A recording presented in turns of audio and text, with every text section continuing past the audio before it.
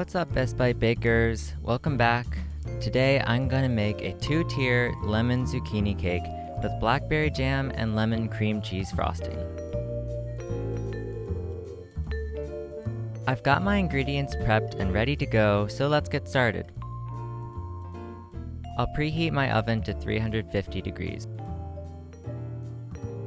Next, I'm gonna take a good-sized zucchini. I'll be using a box grater to shred it. Squeeze out some moisture, but not too much, because the zucchini will provide moisture for the cake and keep it from being dry. In another bowl, prep the wet ingredients: sugar, eggs, oil, and vanilla extract. I'm also going to zest a lemon. Add the zest to the batter and start mixing it together until it's smooth. Recently, I've been learning that weighing out my flour is easier than measuring with a scoop. Instead of spooning and leveling, I can literally just stick the bowl onto a scale, zero it, and dump in the flour. Next, I'm adding in my baking soda, salt, and baking powder. Now it's time to mix it all together. Start slowly, bringing your whisk from the bottom of the bowl to the top and fold it in all together. Once you've gotten rid of some of the flour pockets, add the zucchini. If you add the zucchini after the flour is all mixed in, you run the risk of overmixing. This will develop the gluten in the batter and make the cake tough. But if you add the zucchini before the batter is all mixed, then you can mix the zucchini in as the flour is getting fully incorporated. The cake will bake for about 40 minutes. Because I decided to make this a 2-tier cake, I made the recipe again and baked it into 6-inch cake pans ahead of time. You can find the links to the recipes I used in this video in the description box below. While the cake will be baking and cooling, I'll start on my frosting. One of my all-time favorite frostings is lemon cream cheese frosting. As always, make sure your butter and cream cheese is soft. Whip them up for a bit, then add powdered sugar. I like to sift my powdered sugar because even though you can try to get rid of any lumps using a hand mixer, it often saves time to just sift instead. Next, add lemon juice and lemon zest. You can also add a pinch of salt if you want to balance out the sweet mountain of powdered sugar going into the frosting.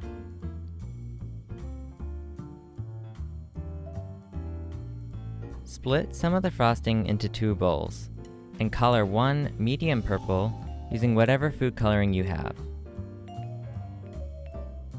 Then I'll take some of the medium purple and mix it with the original frosting to make a light purple. Now I can start prepping my 6-inch cake. I like to cut the domes off of my cakes because a nice flat top to a cake always creates a cleaner, more professional look. I'll cut the 6-inch cake in half carefully. Next, I'll spread some blackberry jam on.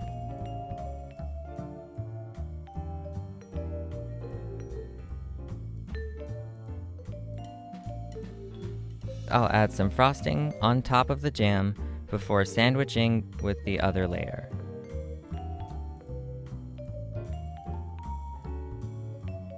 I'll start adding blobs of frosting to seal the gaps between the layers.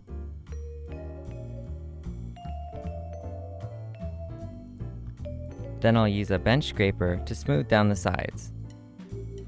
I'm feeling happy with this crumb coat, so I'll transfer the 6-inch cake tier onto a cake board, trying not to drop it.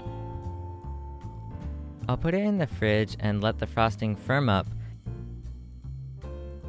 I'll repeat the layering process with the 8-inch cake layers: jamming, frosting, caking, blobbing, smoothing, transferring, and fridging.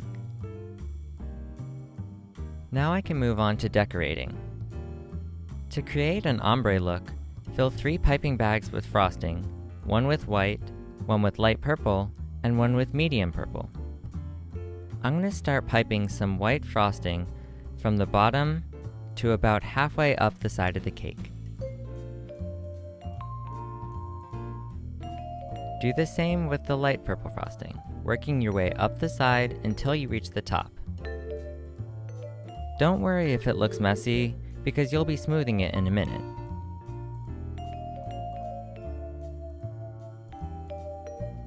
Finally, smooth the sides and top with a bench scraper to finish the ombre look. You can blend the shades together a bit with a spatula and keep smoothing with your bench scraper. Use the same process to decorate the 8-inch cake tier. Piping white frosting, piping light purple frosting, piping medium purple frosting, and smoothing down the sides and top. I always have a tendency to fuss too much with the decorating, but at the end of the day, it's not gonna be perfect. Fresh blackberries are in season and delightfully sweet, so I'll wash some and place them on top of both tiers. I'll add a few dots of frosting here and there and some little flowers to fill in the space. This cake has a lot of blackberry on the outside, but it needs something lemon. So I'll slice up a lemon, curl up the slices into a rose, and stab with toothpicks to hold it. A few mint leaves and the cake is finished.